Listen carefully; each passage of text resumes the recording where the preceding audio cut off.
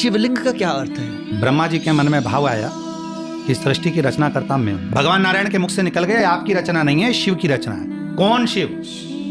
जो कैलाश पर बैठे रहते हैं, नेत्र बंद रहते हैं। ब्रह्मा जी से शिव जी, भगवान नारायण ने कहा ये तुम्हारा भ्रम है। शिव तो प्रत्येक जीव की धड़कन में, श्वास में, कंकर कंकर में, पर्वत में, अग्नि में, जल में, थल में, वायु में, सब में शिव है। ब्रह्मा जी बोले मैं नहीं मानूंगा। भगवान नारायण ने कहा कि मत मानो, ये पर्वत है ना, चलो इसको घुमाते हैं। भगवान नारायण ने और ब्रह्मा जी ने पर्वत घुमाना प्रारंभ करा।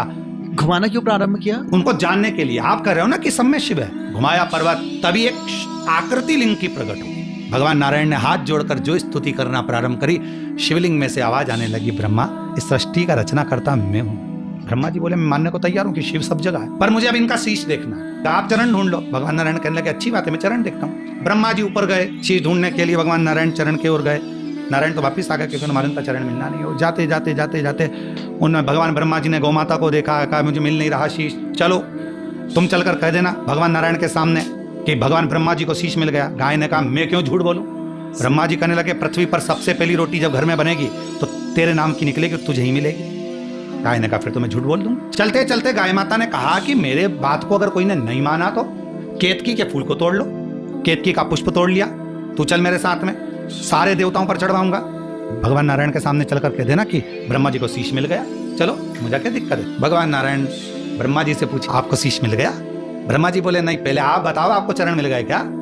भगवान नारायण ने कहा मुझे चरण कहाँ मिल सकते हैं, मुझे शिव के चरण मिल जाए, बहुत कठिन बात। जैसे ही नारायण ने सत्य कहा, शिवलिंग में से आवाज आ गई, हे नारायण आपने मेरी साक्षी में सत्य कहा है, आज से पूरी पृथ्वी पर सत्य की पूजन सत्य नारायण के रूप में होगी। ब्रह्मा जी से भगवान नारायण ने पूछा अब आप बताओ आपको शीश मिला?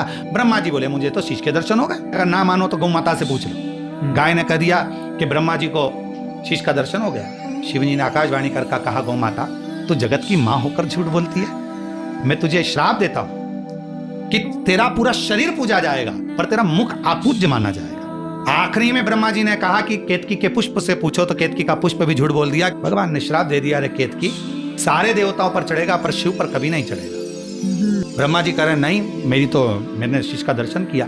तब भगवान शंकर को क्रोध आया और शिवलिंग में से ही शिव प्रकट हो गए। उन्होंने अपने पांव का नख तोड़ा, काल भैरव प्रकट कर दिया। काल भैरव से कहा इसका शीश काट दो। काल भैरव ने अपना नख तोड़ा, ब्रह्मा जी का जो झूठ बोलने वाला शीश था उसे काट दिया। जहां से झूठ बोलता हुआ शीश लुढ़क रहा था वहीं कर्मनाशा नदी प्रकट हुई। तो भगवान विष्णु ने भगवान शंकर जी से कहा इसका क्या होगा, लोग इस शीश से नफरत करेंगे क्योंकि झूठ बोला। तब भगवान शंकर ने कहा इस शीश को मैं बट वृक्ष बना देता हूं, इस बट वृक्ष की छांव में मैं शंकर बैठूंगा और मेरा नाम बटकेश्वर महादेव होगा।